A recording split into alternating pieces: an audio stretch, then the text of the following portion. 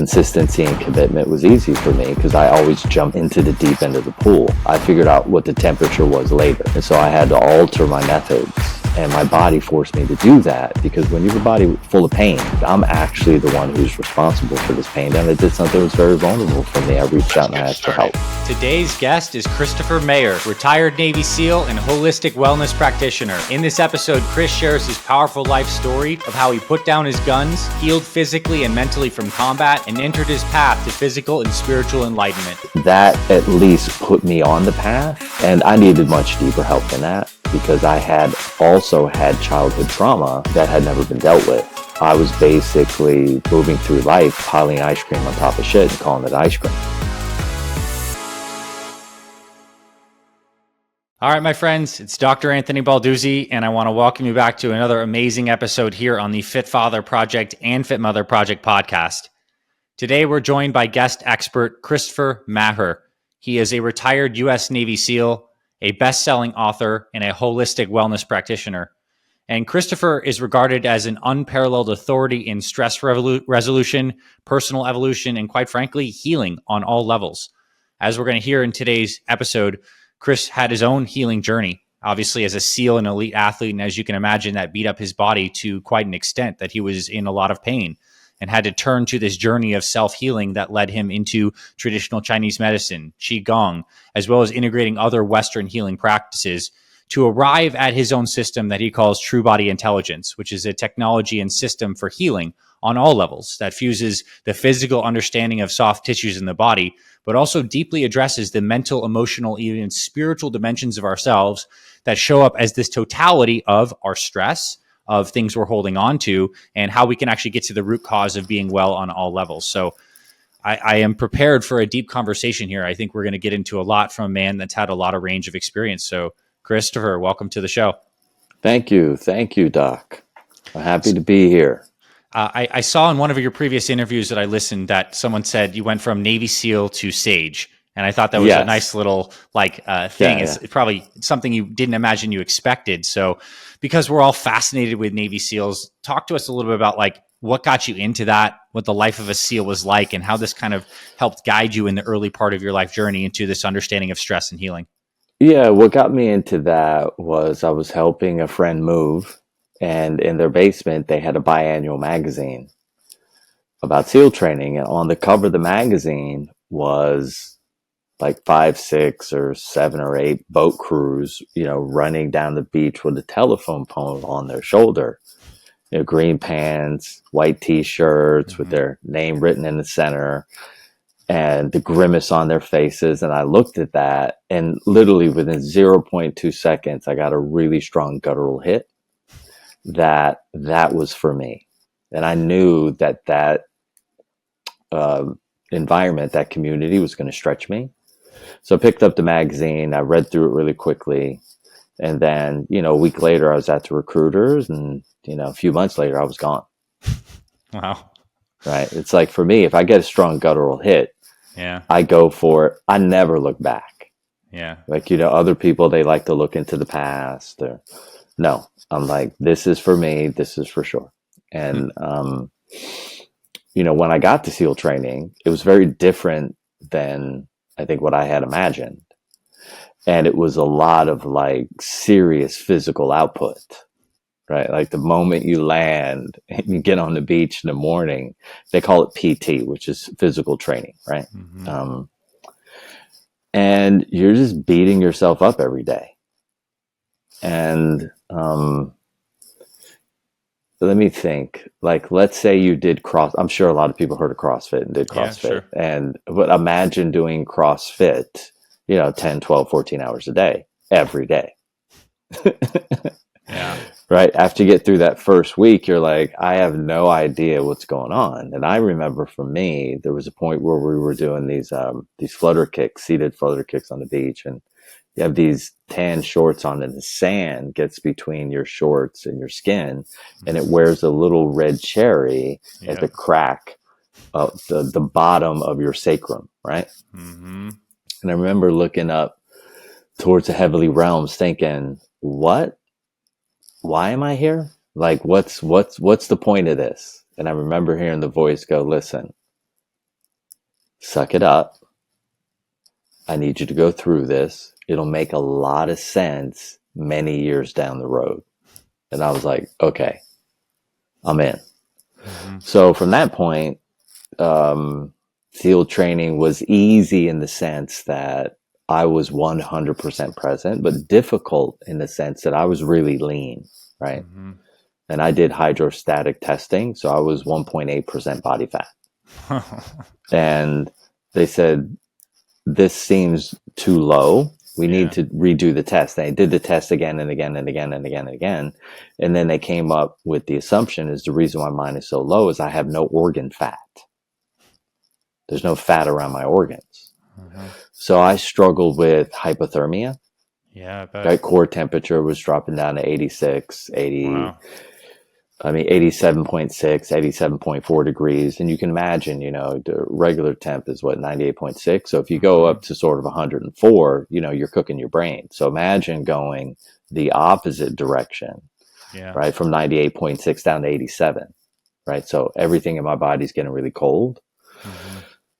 So I had to figure out how to eat more food, right? And for me, I was always someone who was into fasting just naturally.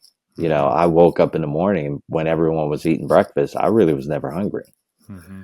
And I've done a lot of study into human design, and I'm actually designed to fast, but that was not the program for me to be me. So I would eat a lot of food right before I would go to sleep, and I started to put on some weight. Mm-hmm. And I gained about 25 pounds. Mm-hmm. And then things were easier for me. And then the SEAL teams, it's a SEAL team. So it's full of hardened men who have no compromise. There's zero compromise in the SEAL teams. Mm-hmm. Okay. It's perfection all the time because guess what? Lives are on the line. You make a mistake, somebody dies. Even in a training evolution, right? You make a mistake, you get seriously hurt. Mm-hmm. So in that dynamic, you're on all the time. From the moment you get to work in the morning till the time you get home at night. And remember, we do a lot of our work in the dark, mm-hmm. right? So it's odd hours and, you work hard, you play hard. And, I burned my energy at both ends of the candle. Yeah. And there was a cost for that. I had no idea because I was really young that there was going to be a cost. And the cost mm-hmm. was my joint health. Right. I ended up with a lot of soft tissue injury, a lot of soft tissue pain. And then that branched into a reduction in vision, reduction in hearing, needing a full-blown hip replacement, pain at the center of my hip, throbbing constantly all the time. And, I'm giving you the distilled version. Sure. That's a 12-year process to get to where I got to. So, and then, I'm ambitious in the sense that, I want to squeeze the most out of the life experience. Mm-hmm. And so then I shifted out of the SEAL teams into wanting to run track and field again. So found a coach, joined a team, and started training hard. The challenge is that I was applying strategies from SEAL training to training for what for me was going to be an Olympic dream. And none of that manifested. And the reason why is because I only had one speed, which was all in all the time. Mm-hmm. And even though I was out of the SEAL teams, I was still living like a SEAL team lifestyle. Go hard, right? Go hard, go hard. You can do that if you're like a ultra distance marathoner, right? But when you're talking about peak speed and plus conditioning and finesse, you have to use your body in a completely different fashion. And I failed to be able to make that adjustment soon enough in order to make my dreams a reality.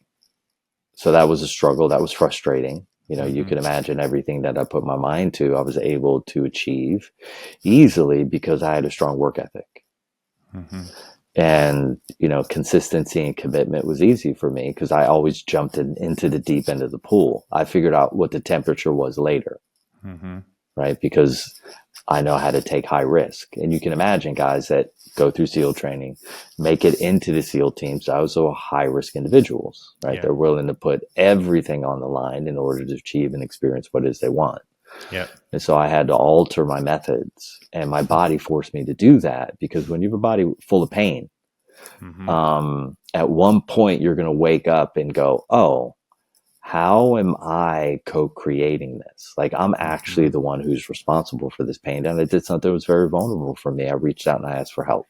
And I got that help from a dear friend who also went through SEAL training, got into the SEAL teams, and decided to get out and go back to college and, move his life in a different direction. And he offered me some serious help. Got me into juicing, got me looking at my body in terms of rolfing, structural integration, yoga, stretching. And that at least put me on the path. And I needed much deeper help than that, because I had also had childhood trauma that had never been dealt with. Yeah. And so I was basically moving through life, piling ice cream on top of shit and calling it ice cream. For sure. And so then I had to, pull all the ice cream off the top and then really clean out the bowl. Yeah. And that took some time. I devoted 6-7 years of consistent effort of 5-6 hours a day, just removing stress, tension, and distortion out of my body, my brain, and my nervous system, and seeking help from anyone, from a naturopath, from an osteopath, from a body worker, from yoga, from qigong, from tai chi, from traditional Chinese medicine, from Taoist practices, from breath work, from Feldenkrais, from the Egoscue method. I mean, I looked under every available stone and fallen tree in the woods to see if there was some value. And then I started to really understand things. I started to understand the limitations of each one of these systems. I started to get a lot of help from a lot of other people who knew things that I knew nothing about. And then suddenly it all started to really click in and make sense, because I started to apply all the work every single day. And I basically took the discipline and the hard work and the effort and the consistency that I learned from SEAL training, and I turned it into HEAL training. Right? Yeah. I put my vision back online. Yeah. Okay. I'm going to be 56. I never wear glasses. My hearing is awesome. My sleep is deep and profound. I wake up every morning, whether I get 3 hours of sleep, 4 hours of sleep, 5 hours, 6 hours, I'm totally on point. I feel great. I look good. And, I perform every day at a very high level, and I deal with very complex situations, and I help people find, simple, pragmatic solutions for very complex emotional experiences. And I help them, and then I teach them how to maintain a high state of freedom within themselves, so they can have inner peace. They can experience inner freedom, and then be at peace with the world around them. I mean, yes, it sounds like exactly what I want to get into unpacking. And I just also want to say, you literally just distilled a life journey up to this point in 10 minutes. And I think you did a brilliant job. I feel like I have an understanding of your trajectory, but also I know that you literally just gave us facts, and everything, the transformation that happened between all those different details is profound to have you here in such an integrated way. Something that strikes me is the significance of how everything is connected when we look back. Like, well, you haven't exactly shared what your childhood trauma is, but that obviously played a big role into the fire that you have had in your being and your personality, that you've channeled first into SEALs and now into this mission to learn healing and then transmit that to others. That you've always listened to your intuition as a guide, that gut check is guided you on all these things. And I think where I want to take this now is certainly getting into some of your method, but first off through the frame of stress, because what I've seen in a lot of your content and training that I've reviewed is you talk about this idea of stress load, and you think about and talk about stress in a slightly different way than maybe the mainstream conversation, and on deep levels, like that there's stress in related to this like generational trauma level, as well as stress maybe with our environment not being conducive to natural law and right living, and then maybe our mental emotional patterns. So let's get into talking about like the stress concept, and then we'll see where we go from there. Yeah. The way that I look at stress is imagine you have a load, right? So some form of weight, right? And it's sitting on a 2x4 between two benches. Okay. And then every day you decide to add a little more. And then every week add a little more. Well, there's going to come a point where that 2x4 is going to begin to split because the load of force, gravitational force, right, pushing down on it is greater than it can support, right? And so when you look at humans, humans can recover, even a healthy human, like a supremely healthy human, can only recover from so much stress in a certain period of time. And so I break things down into 24 hours, right? So you've got your daily accumulated stress load, and then you have your lifetime accumulated stress load. And your lifetime accumulated stress load is made up of what? Everything that you've experienced in this lifetime that went unresolved up until this point through your daily accumulated stress. So let's say someone you know went to work, and a typical day is 8 hours. And today they had to work 14 because they have a deadline that they have to meet. And then suddenly that pattern of this deadline, that pressure of that deadline now causes them the next 4 weeks to have to put in 12 and 14 hours a day. And they're used to put in 8, right? So that means now that time that they would be recovering, that time that they would be in peace, that time that they would be in their hobbies and personal development is now being devoted to focus work, right? Yep.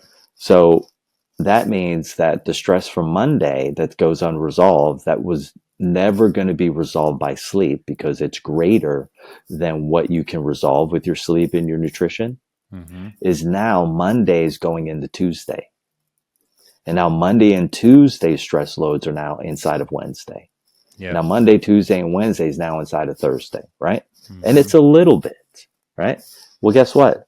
Do that for 30 years. Yeah. And guess what happens?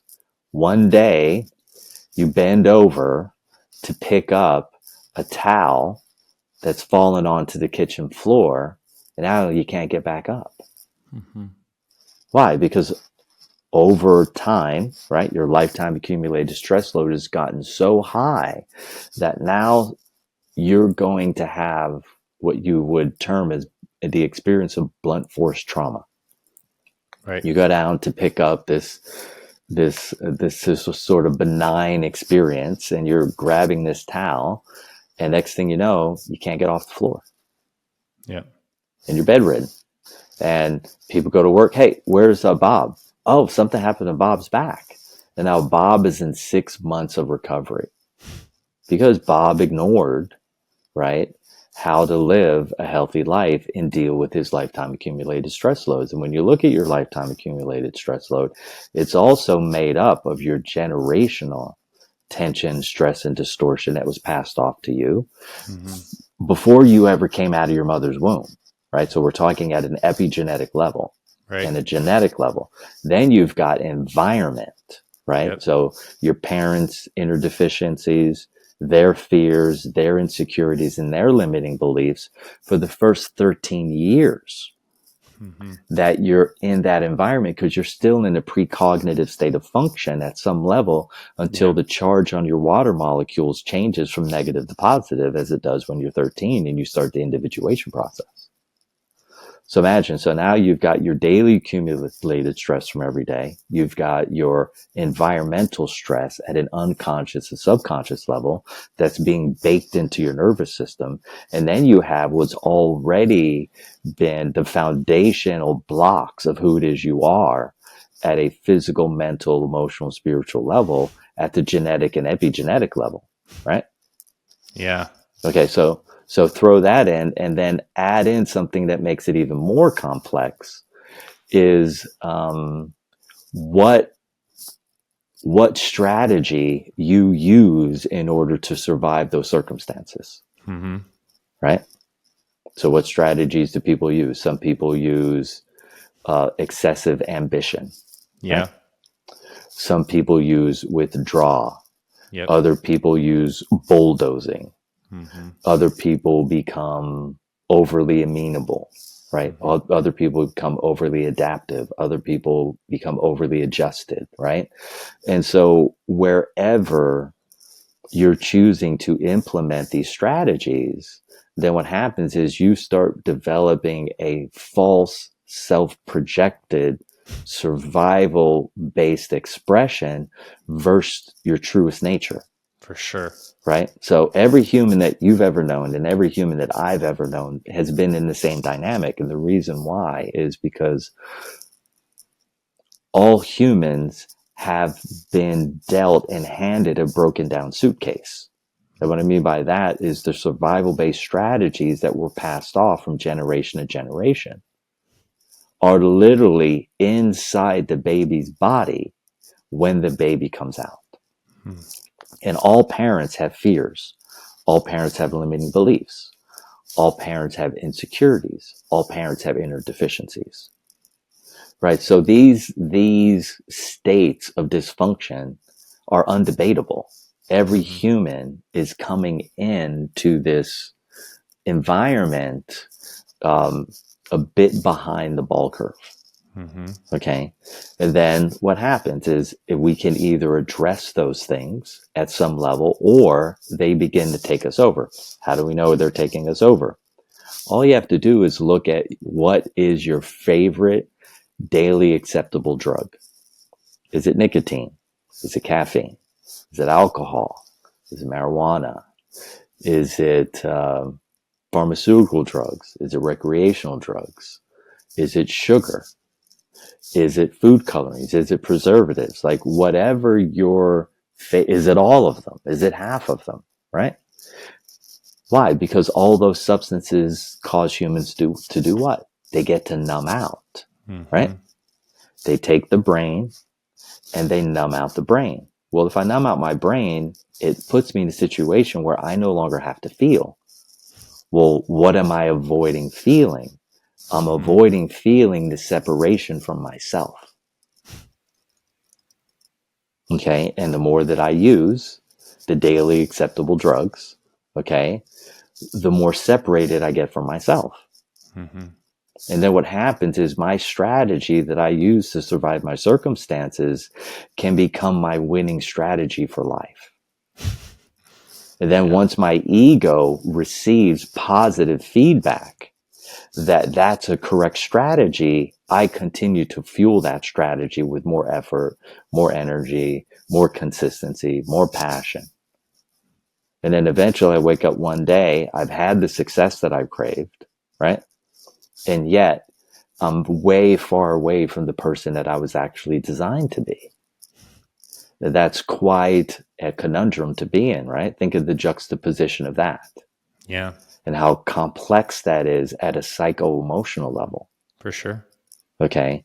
And so what's the solution? The solution is you have to reduce your lifetime accumulated stress load to a point where you're able to take a risk. And the risk is to be yourself. Well, how will you know who you are if you're unable to take the risk? Right? Like, think about this. We're living on a planet right now where there's 10 wars going on simultaneously. And you and I are sitting here on the opposite end of that. We're having a conversation about health and wellness and stress and personal development and growth.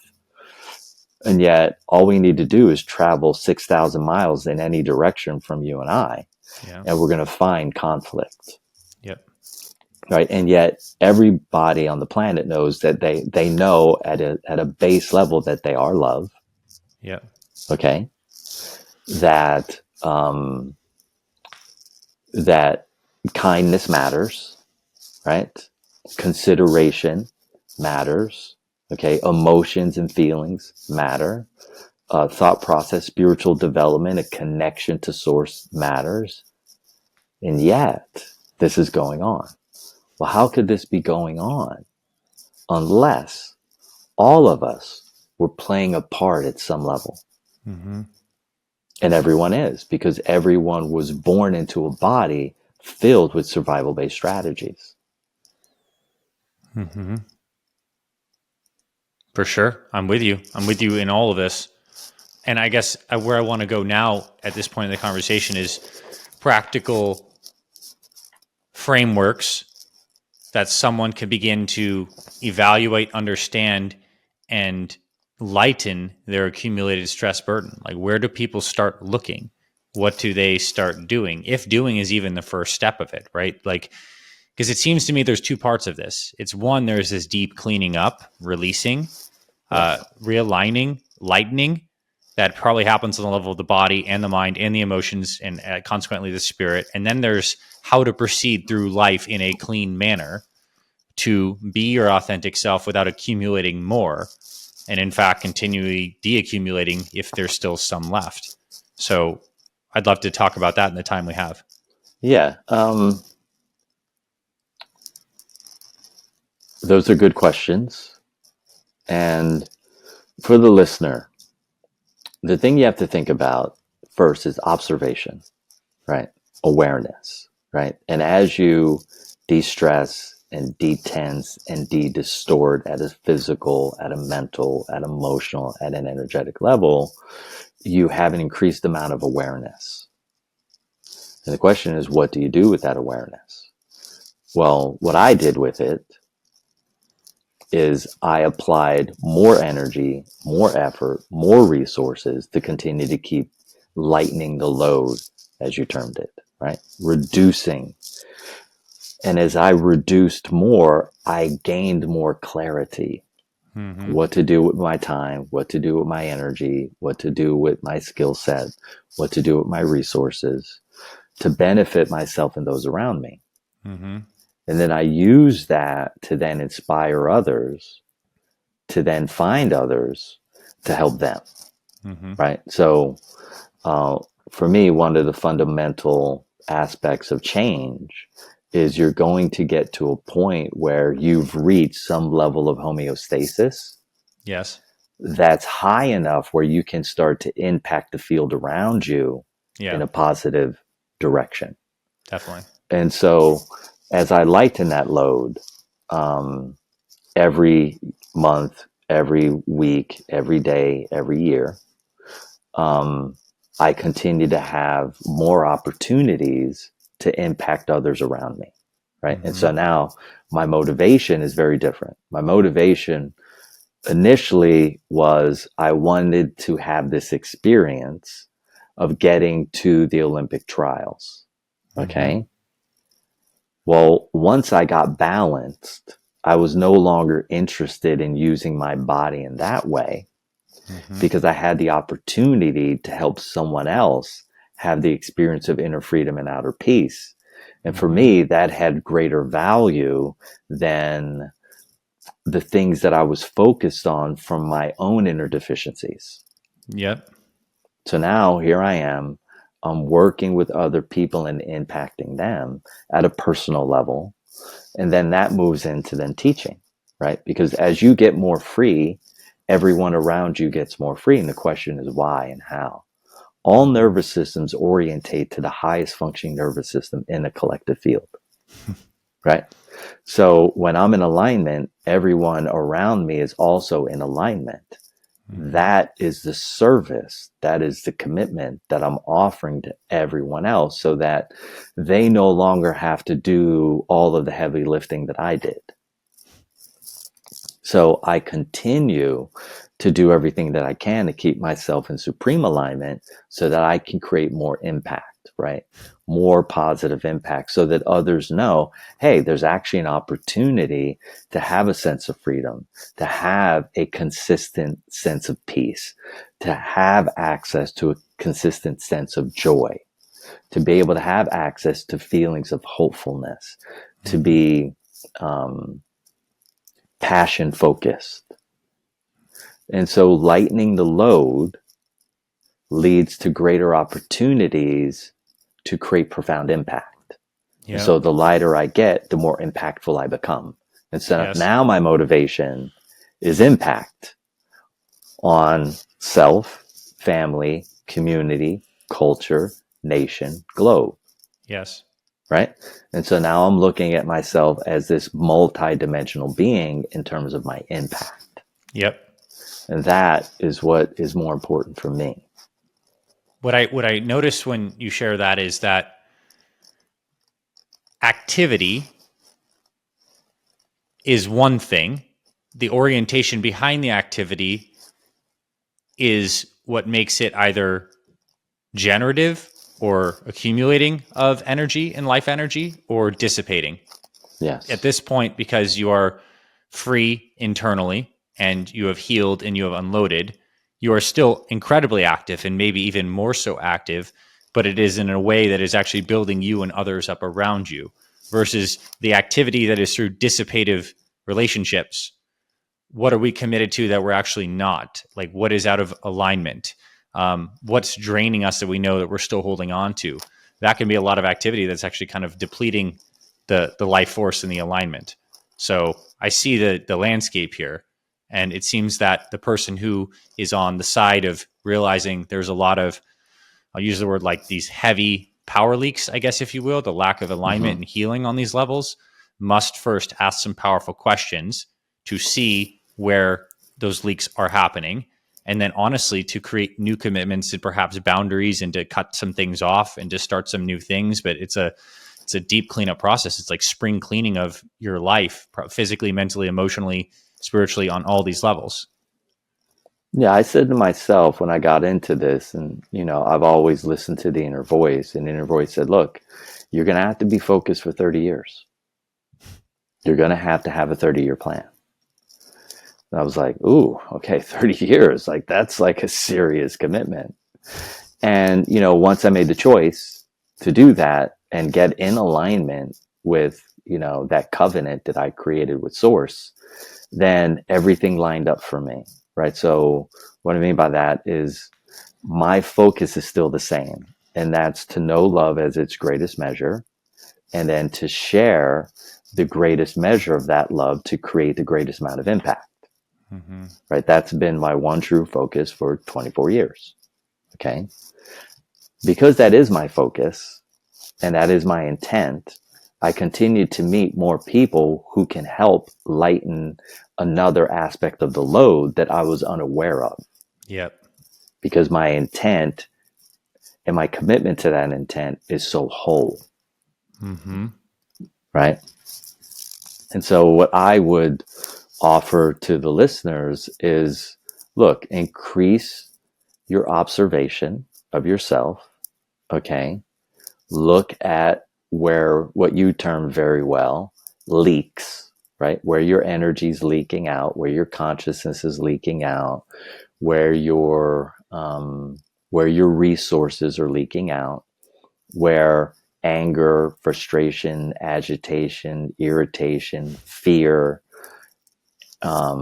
hate, rage, anxiety, and self-righteousness are bleeding into you, right? So Mm-hmm. seal up those holes so those energies are no longer coming in, right? And then seal up the holes that are also letting your light, right, leak out in the Mm-hmm. places where there's actually no more benefit, right? It's like, I could surf every day for 6 hours to learn how to surf, right? Mm-hmm. And there's going to come a point where 6 hours is I'm actually losing time Mm-hmm. because I've achieved a certain level of skill. Well, now I only need to surf for 5 hours to have the same amount of fun, to produce the same amount of result. Then there's going to be 3 hours and 2 hours. So what I'm saying is there are diminishing returns. Yeah. And so if you're still going to the bar every night looking for love, and attention, there's going to come a point where you realize that this is unsatisfying. And at that Mm-hmm. point, you have to make a shift. right? Mm-hmm. Everyone has to go through what they're going through. When you put your focus on awareness, you know when it's time to pivot Yes. into a different direction. So never judge yourself. Yes. Like walk away from judging and criticizing. Every human is here to struggle because that is a part of life, right? The more we struggle, the more we learn. Failure is the greatest part of success. Risk. Take some risk. If you have a relationship that is causing you too much anxiety, causing you too much anger, causing you too much frustration, causing you to be too self-righteous, then do yourself a favor and complete on that relationship, whether that's a relationship with food, whether that's a professional relationship, whether that's a personal, whether that's a romantic relationship. If the detriment is greater than the reward, you have to be willing to be honest with yourself and step away and go, okay, I'm choosing more light, more love, and more presence. Mm-hmm. And when you make the choice to choose more light, more love, and more presence, the people who can help you get more of that, they show up. Why? Because this is an immersive collective field of energy that's constantly morphing and shifting to meet you at what it is you crave at the deepest part of yourself. And so the intent is the greatest part of what you can create. So get clear on your intentions and then be committed as you can, right? Is it going to be perfect? No. Why? Because it's meant to be imperfectly perfect. Mm-hmm. Part of the process is losing to win, winning to lose. Mm-hmm. Okay. And so we want to be able to be involved and understand the dynamics and the universal laws of development, of evolution, so that we can maintain a space of neutrality. And so the purpose of lightening your load is to get into neutrality so you can add nothing and take nothing away. Simply see things for an actual account of what they are. Mm-hmm. And in neutrality, there's spaciousness. Now I can accept everything that everyone's doing outside of me because I realize that they have their own dynamic relationship with source. I can pull away my disapproval. I can pull away my judgment. I can lessen my criticism, and I can get out of competing with source. And once I get out of competition with source, I then am a very powerful tool for transformation, for transmutation, for transfiguration, and for change. Because now I can do it at the physical, the mental, the emotional, and the spiritual level. Yeah. And so if what you here to experience is mastery in transformation and growth, then these are some basic stepping blocks that you have to understand. Reduce your addiction to one of the daily acceptable drugs. Take about a month. Every week, use half of what you've been using until it no longer has an effect on you and you can step away from that. Because everything that you put into your body is going to have an effect on your mind. If it's having an effect on your mind, it's affecting your emotions. If it's affecting your mind and your emotions, it's affecting your body. It's affecting your mind, your emotions, and your body. It's affecting your energy and your environment. Yep. And so if what you're looking for is inner freedom and outer peace, and you're looking at the world around you and you're thinking, wow, this is a crazy place to live, then you only have one real choice. And that is to become free internally and commit to being the change that you want to see in the world. And get outside of fantasy, because most humans live in fantasy. They think, well, if I keep showing up every day and doing all the things that cause me problems, I'm going to end up with a wonderful life. And the reality is that's a fantasy. Okay. It's better to be in reality and go, hey, I turned left and I got slapped really hard across the face. Yeah.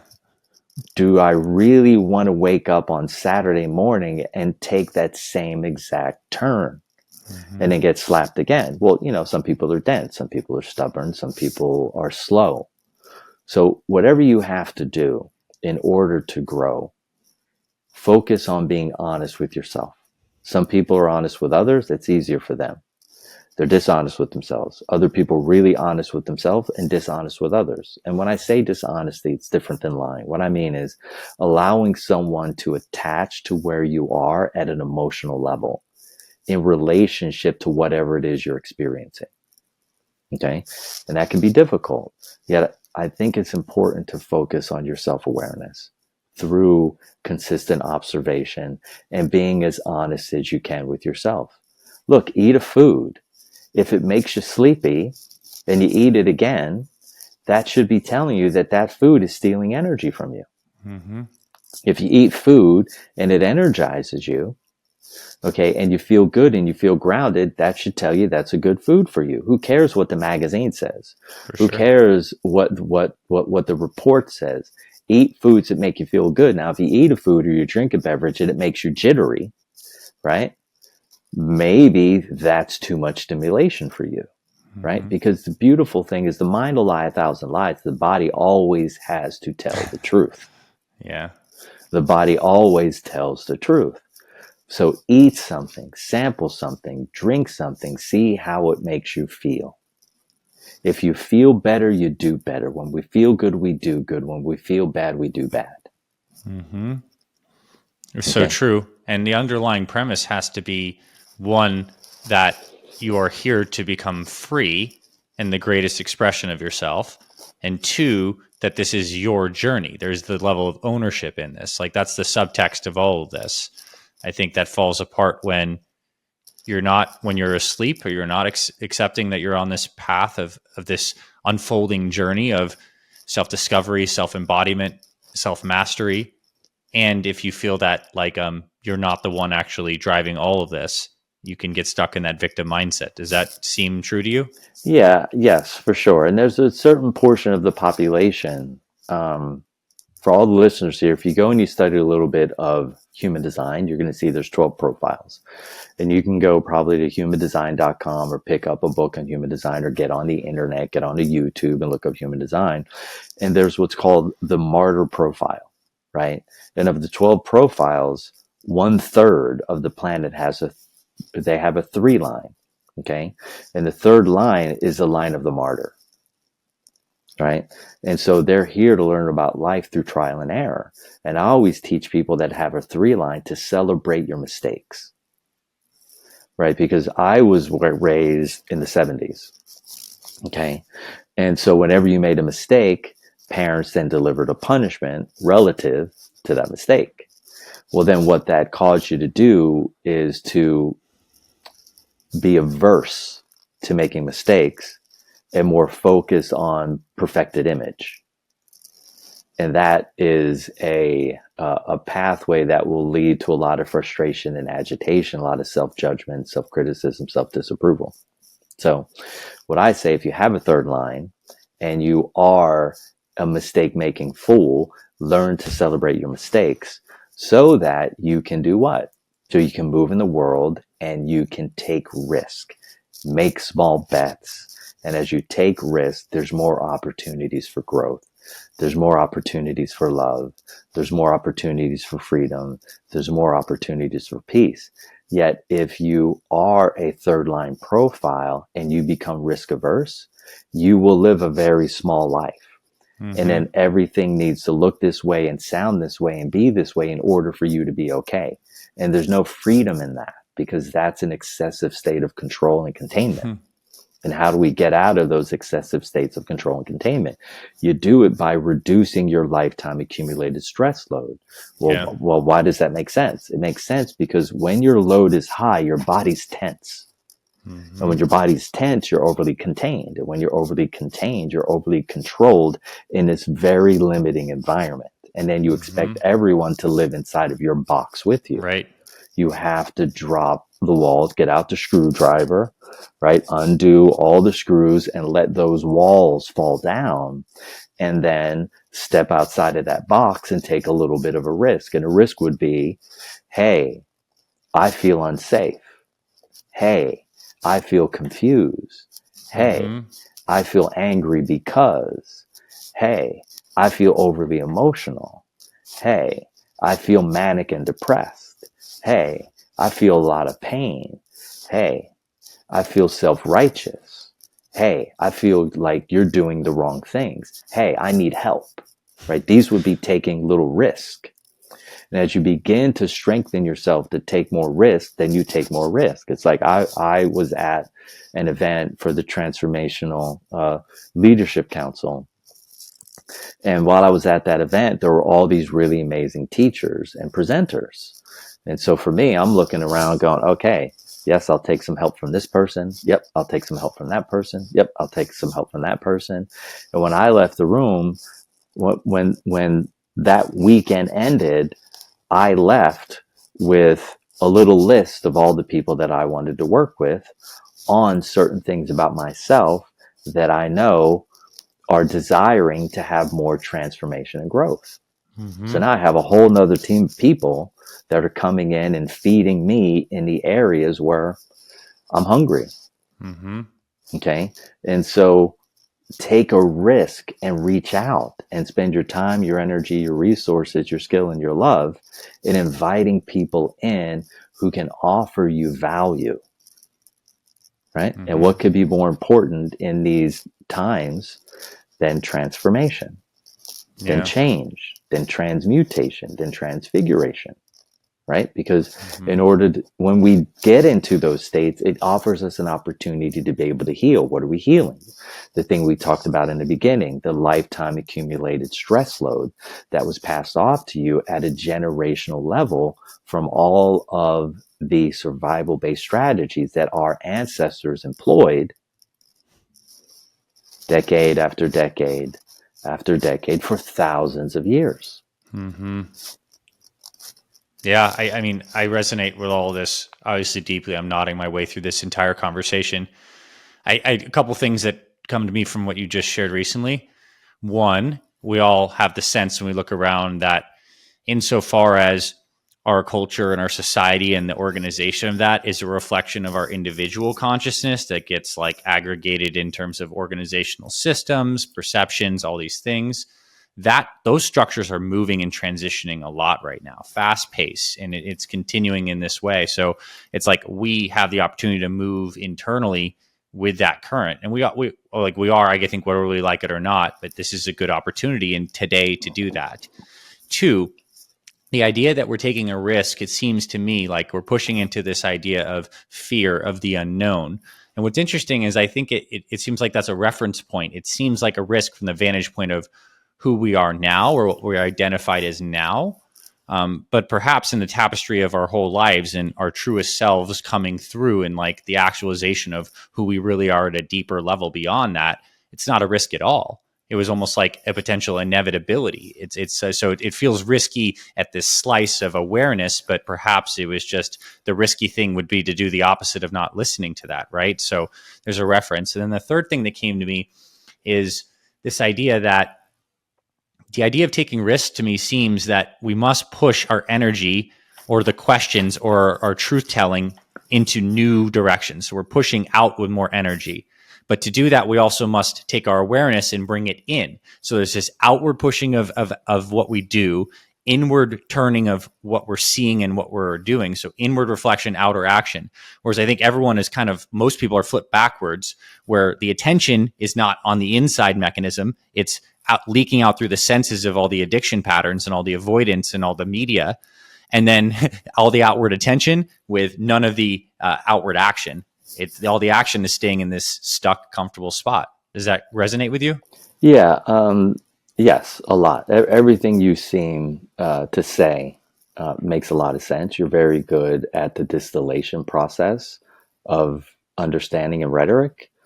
And I think the purpose or the place where we're leading to next is receptivity, right? Because when I'm in a state of receptivity, I'm making the observation internally, coming to a state of awareness that I'm in a state of inner deficiency, and then I'm reaching out to invite someone in to then help me shore up where I'm unaware, where I'm weak, where I'm disintegrated, right? And then that then allows me to have a greater state of neutrality, but also trust in the process of my own level of human evolution. And then when people see me doing that, when people experience me do that, they then start to take a little risk. Yeah. And they get motivated because they can feel it. Like every nervous system is reading every other nervous system in 0.2 seconds. Like everyone's at some level is aware.